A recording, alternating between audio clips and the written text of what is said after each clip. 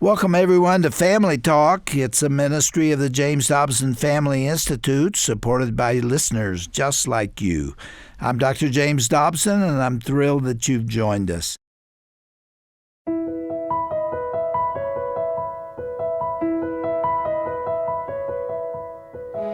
Well, welcome to Family Talk, the broadcast division of the Dr. James Dobson Family Institute. I'm Roger Marsh. Thank you so much for joining us, and thank you for making us a part of your day. Well, today here on Family Talk, you are in for a real treat.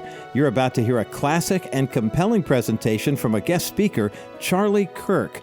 When this program was originally recorded, Charlie was in Colorado Springs at an event organized by our own Dr. James Dobson.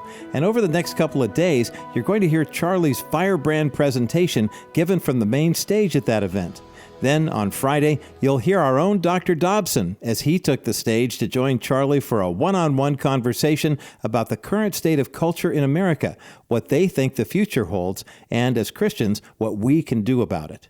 Now, this program is also included in this year's 2023 broadcast collection. We'll be happy to send you a copy as our way of thanking you for your gift of any amount in support of the ministry. And don't forget, we have a special matching gift in place now through the end of the year. You can make your donation online when you go to drjamesdobson.org/2023 for our special 5-disc CD set or digital download of the 2023 broadcast collection. Again, that's drjamesdobson.org/2023. Now, if you're not familiar with Charlie Kirk, let me tell you a little bit about him. He is the founder and president of Turning Point USA, which empowers teens and young adults to embrace conservative ideals. Charlie Kirk is a best-selling author. He has also been awarded an honorary doctorate from Liberty University for his exceptional leadership and outspoken conservative voice. Charlie is married to his wife, Erica, and together they are the parents of one daughter. Here now is Charlie Kirk on today's edition of Family Talk.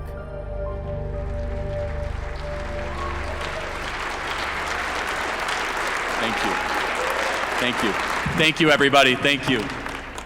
It's always very intimidating to get the standing ovation before the speech, so it's very hard to live up to that. Honored to be here. Dr. Dobson, thank you. I made a special effort to be here. I've been following you for years, and you've made a huge impact on my life. My mom would always play Dr. Dobson's radio program on Moody Radio in Chicago, and again, just made a huge impact on the way I thought about things and my socially conservative values, and speaking out on the issues of life and family and marriage when it really mattered most. So it's an honor to be here, truly. Thank you. And thank you for your leadership over the many decades. It's awesome. Thank you.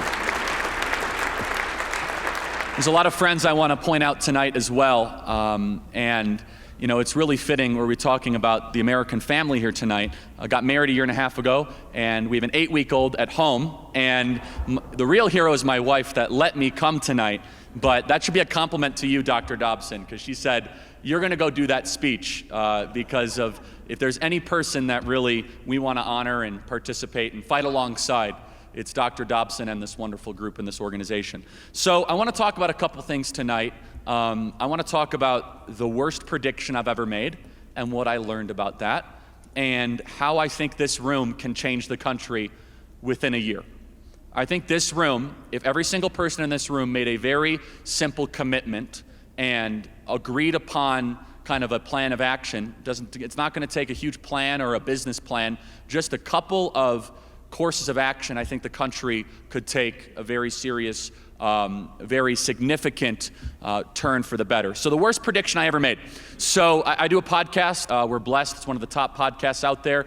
At least once a week, we're talking about the gospel, bringing people to the Lord, specifically young people. Over 120 million people listened to our podcast last year. That doesn't count radio. It doesn't count all of that. And so I was doing a podcast right as the Fauci virus started to spread across our country. And I made a prediction. Now, mind you, I gave my life to the Lord in 5th grade at Christian Heritage Academy in the suburbs of Chicago. Most important decision I ever made in my life. A school founded by the great Wayne Grudem. Every year as I got older, my commitment to the Lord meant more and more. It grew in understanding and beauty, and I wanted to continue to spread the gospel. And I'm sure a lot of you could resonate with that, where you gave your life to the Lord. That was just the beginning of your journey to really understand what that means, what grace really is, and how that impacts your life. And so I've always been a Christian. I've always spoken out about these things, more and more so in recent years, but I was never in the Christian world, okay? I'd only spoke at a church or two before the pandemic. I knew a couple pastors here and there, but I had some assumptions about American Christianity. So here I am, I do this, podcast, and you guys can look it up. It's one of the great failures ever in American podcasting, okay? Where I say and I proclaim that the American church loves liberty, that they won't put up with these lockdowns, that the American church won't allow Easter or Pentecost to be stolen from them, that the American church won't put up with some local mayor to come in and enforce mask mandates. And I do this long podcast because I thought the American church was ready for battle. And then all of a sudden I looked around and I said, what's going on? Why is it that the church is cowering in fear and listening, and they're quoting Romans 13, they don't even know what it means. And like, well, we have to submit to all leaders and authority. And I think to myself, wait a second, who's in authority in America? Who's the sovereign? Is it the mayor or the governor or a congressman, or is it we the people? And it's that the mayor should be submitting to us and that we don't submit to some sort of government authority. What are we doing here exactly? And so it was a very quick learning lesson for me. And so then I started to reach out to some amazing pastors. Some of you know them. Pastor Jack Hibbs had me speak at his church, and Pastor Rob McCoy. And there was this remnant of some pastors that decided to open up their church in defiance to these awful unconstitutional orders, where, of course, strip clubs were called essential, marijuana clinics were called essential, liquor stores were called essential, all abortion factories were called essential. But if you wanted to celebrate the Pentecost Sunday or Easter, they're going to come after you with restraining orders, police, and you guys lived through all of that. And I just looked in awe at how ill-equipped the American church was for that moment. But there were some great pastors. I started to speak at churches across the country, spoke at over 100 churches in the span of a year and a half, and I learned a lot about American Christianity, about where the church was and what was needed. And because I had a different perspective, because here I am, a political guy who is a Christian, coming into the church with fresh eyes, kind of being like, what are you guys doing? Like, you have no idea what you're entertaining and the ideas that you guys are now letting in. And then, of course, not as if there wasn't enough going on in the year 2020, Floydapalooza happened, right? Where we decided to burn our entire civilization around a complete lie from the enemy that somehow America is systemically racist. It's the opposite. We're the least racist nation ever to exist in the history of the world, period. And I started to see pastor after pastor after pastor all of a sudden take knees for atoning for their institutional racism. Or they're saying like, well, we need to use critical theory as a way to analyze theology. Or, one church after the other saying that we're going to go march in the streets with Black Lives Matter. And I said, what is going on? And in a year where the American church was needed more than ever, we have to be very honest as Christians, it was a failure. It was an abject failure. When the world was looking for moral guidance, when things were getting confusing and it was chaotic, was the church there to stand boldly? When I say the church, I know a lot of you say, well, my pastor is great, my pastor is great. Let's be honest, the vast majority of churches did not pass the test, okay? Vast majority of churches stayed locked down. They submitted, I think, immorally to these government authorities. They did these things they shouldn't have done. And so here I am, and I say, man, there's something that we got to do that's more. And there were obviously some phenomenal churches that I think did the right thing. And what I learned throughout all of that, and I think some of you agreed, is that we saw in real time what Dr. Dobson has warned for decades, what many others warned, is that if the American church does not rise up and does not stand up, the country falls apart very quickly. And American Christianity has had it so good for 40 years, worrying about budgets and baptisms and buildings, worried about tithes and offerings, and praise God for all that stuff. But I think it was a reckoning moment where he said, well, the civilization itself that we are inheritors from actually very well might crumble and fall apart if we do not take bold and courageous stands.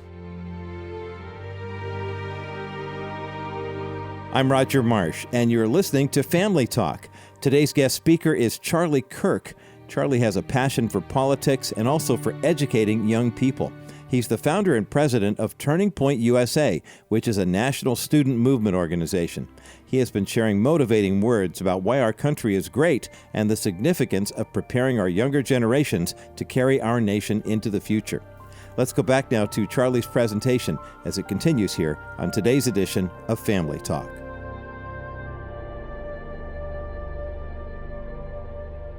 I believe there's three types of churches in America. And the first type of church is the courageous church.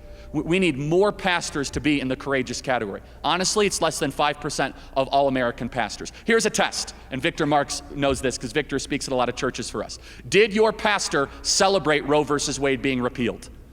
If not, find a new church. It's that simple. Let's start there. If they did not do a party, a celebration, how about this? Has your pastor spoke out about how there are other churches having drag queens in their church? You guys know this, right? Hundreds of American churches now have drag queens and transgender activities happening within the church. Is your pastor mentioning that, talking about that, or is it just complete and total silence? So the courageous church leans into current events with always having Jesus at the center. You know, some of my critics, they say, Charlie, you want to make the church political. That is not true.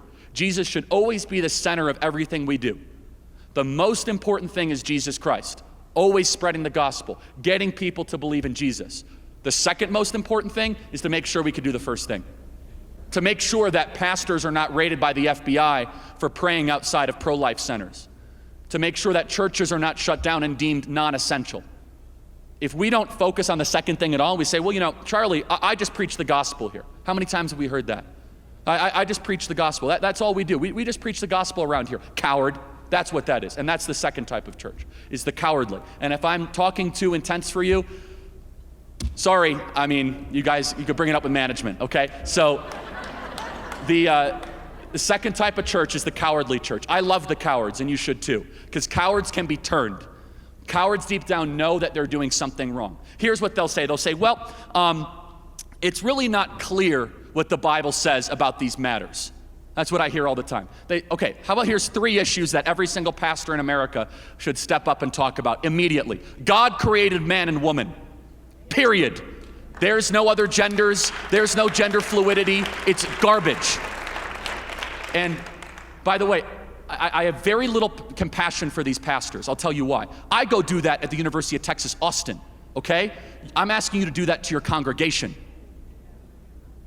I'm not even asking you to do it hostile. I'm asking you to say God created man and woman, and there is no such thing as gender fluidity. There is a thing of gender dysphoria of people that suffer from a mental condition. We should have compassion for those people. We're not going to put up with the medical mutilation of our children. We're not going to put up with children getting administered Lupron, like what's happening at Vanderbilt University Hospital or Boston Children's Hospital. And I ask myself, I say, where is the church unifying in big numbers against the real-time, medieval-style, female genital mutilation equivalent that we see in the country? And what I hear from some pastors is, well, that's not really our role. And isn't that interesting? And I ask, well, then what is your role? And they say, well, our role is just to bring people to Jesus Christ. And I say, well, how's your attendance been since COVID? Vast majority. Well, it's down. You know why it's down? Because your congregation doesn't respect you. That's why. Because they're going to not just hear about the gospel, but the gospel is truth. In the beginning was the Word, and the Word was God, and the Word was with God. The spoken truth is Jesus Christ. He didn't just say true things, He was truth. And if you can't just say a little bit of an inch of a thing to your congregation about biological reality, then you shouldn't be pastoring a church. Okay, that's the first. And the second thing is this: life begins at conception. It's not that hard. We don't have to overthink it. And the kind of abortion debate right now in America is raging, and a lot of people are, getting fired up about it. The church should be leading on it. The church should be leaning in and talking about this every single day. And I had one pastor that emailed me. He said, well, I'm going to lose congregants. Good. You should try to bring your church down to a manageable size and then build it back up with people that actually love the truth. If someone's going to leave because you're talking about life beginning at conception, you're not running a church. You're running a TED Talk with a rock concert, wearing skinny jeans, trying to increase your tithes and offerings to sell more books for your fragile little ego. You're not a pastor.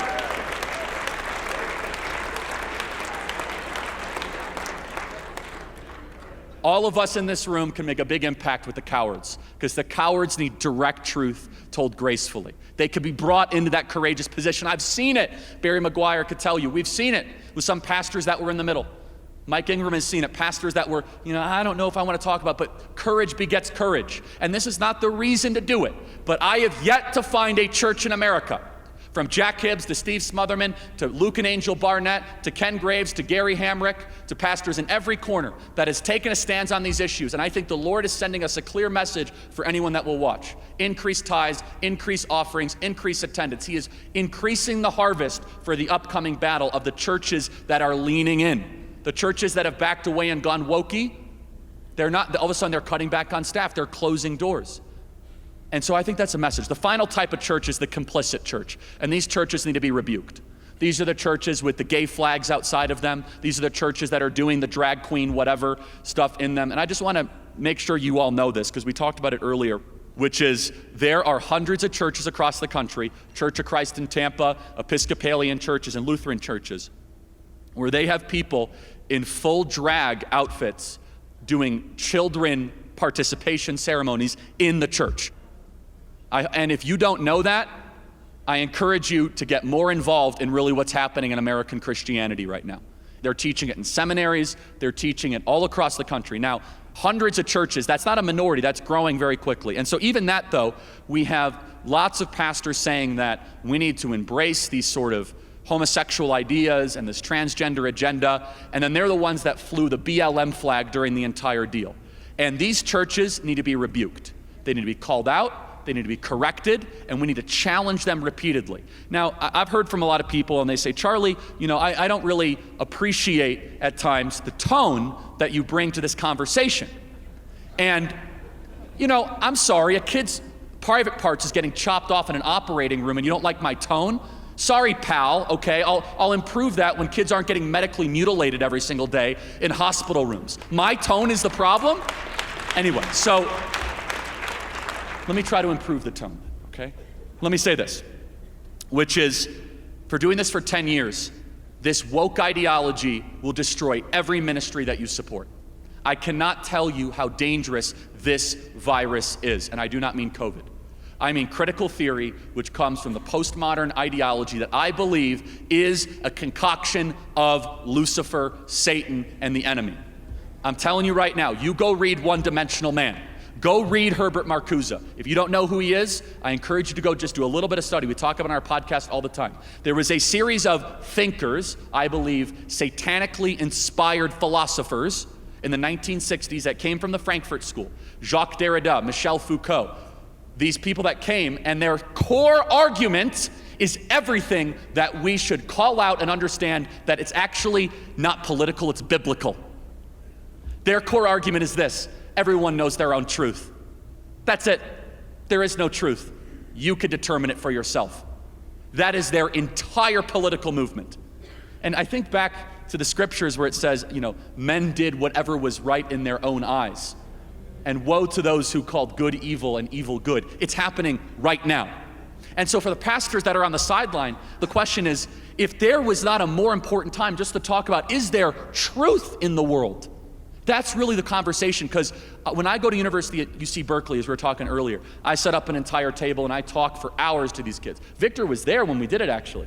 He'll attest to it. I'll talk to hours for these kids and hear what they have to say. And you know what the common denominator is? Yeah, okay, they're pro-abortion and pro-trans and marijuana and all that stuff. No. That's all superficial. You know the core of it? They do not believe the two things we believe here tonight: that there is a God and you are not him.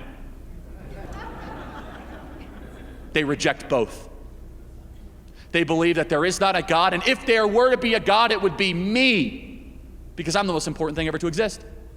And as soon as you start talking about truth, their eyes get big, and they've been trained very well, paid for by their parents, of course, when they got sent to college, to respond with this: whose truth exactly? The white supremacist, colonial, heteronormative, misogynistic truth of the American culture? They know how to respond. And so you look at all these dynamics, it's not political, this is spiritual, guys. Everything about this is spiritual.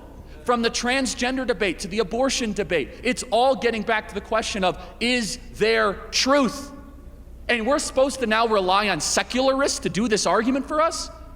That's what the church has done. The church has outsourced the most important debate in 100 years to secularists. And by the way, they're doing their best. God bless them.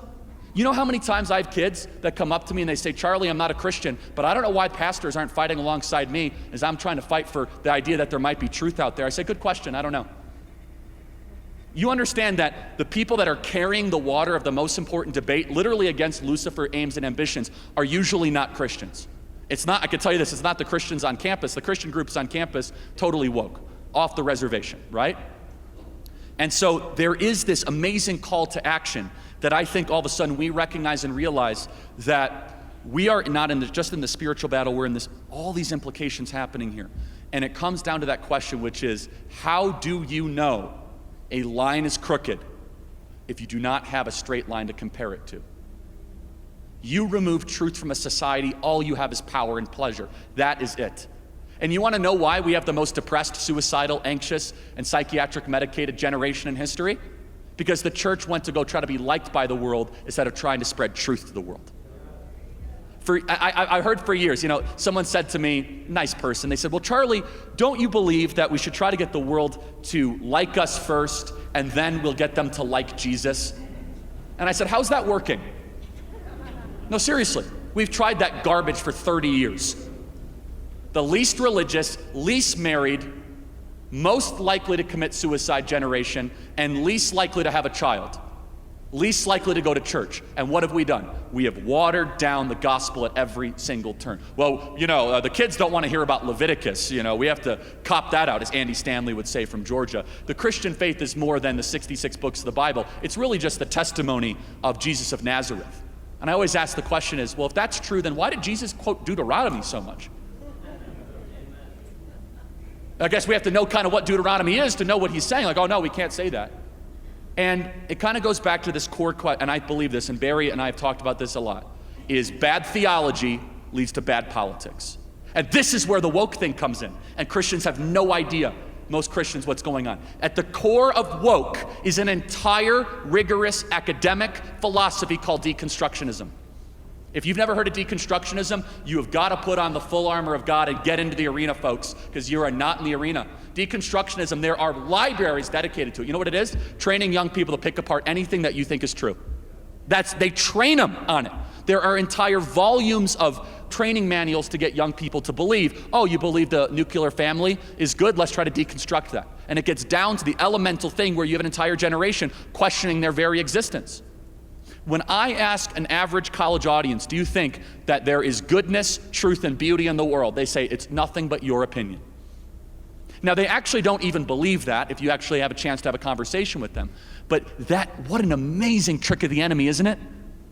And this is the same sort of spiritual game the enemy does over and over again. So here's how I see it playing out. This is phase one. Get the church totally confused, divided, complicit, complacent, and then a true authoritarian, tyrannical dictator can come in. And it would make the 20th century look like child's play. And so, we go through all these different sorts of dynamics, and the call to action, and we could, keep on talking about this, is really we need to challenge a lot of these cowardly churches, and especially the complicit ones, to be courageous again. And I get asked all the time, they say, Charlie, why is it that this generation is so liberal or so, atheistic or so secular? And yes, of course, it's the colleges, it's all these sorts of things, but I think back to, Billy Graham. And Billy Graham called socialism Satan's religion. Did you know that? That he called socialism Satan's religion multiple times? When was the last time I heard an American pastor say that? Not recently. And you think about it, it's totally true. It is Satan's religion.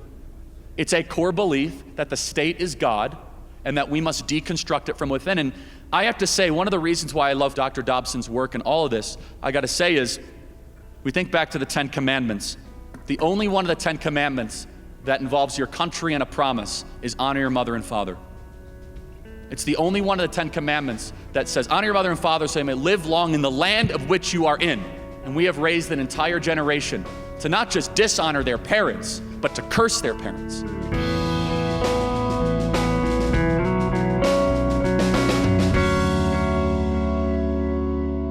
Empowering our youth will certainly set the future up for success. The work that Charlie Kirk is doing here in this country to help further that goal is so important as well. I'm Roger Marsh, and we've just heard part one of a classic presentation from Charlie Kirk of Turning Point USA. To hear this message again in its entirety, head over to drjamesdobson.org/Family Talk. And be sure to join us again tomorrow when you'll hear the second part of his presentation here on the broadcast as well. Now, you may have heard, just for the month of December, thanks to some very special friends of the ministry, we have a matching grant in place here at the Dr. James Dobson Family Institute. There's still time to utilize this matching gift before December is over, which is coming up Sunday night at midnight. Any financial gift you make will be instantly doubled. But most importantly, remember that these dollars will be used to impact lives, to encourage mothers and fathers, and to build stronger God-led families. You can make a financial contribution online when you go to drjamesdobson.org. That's drjamesdobson.org. Or if it's easier, pick up the phone and call 877-732-6825. That's 877-732-6825. And from all of us here at the JDFI, thank you so much for your prayers, for your financial generosity, and for joining us today. Be sure to tune in again tomorrow to hear the conclusion of Charlie Kirk's powerful presentation. Till then, I'm Roger Marsh, thanking you so much for listening today to Dr. James Dobson's Family Talk.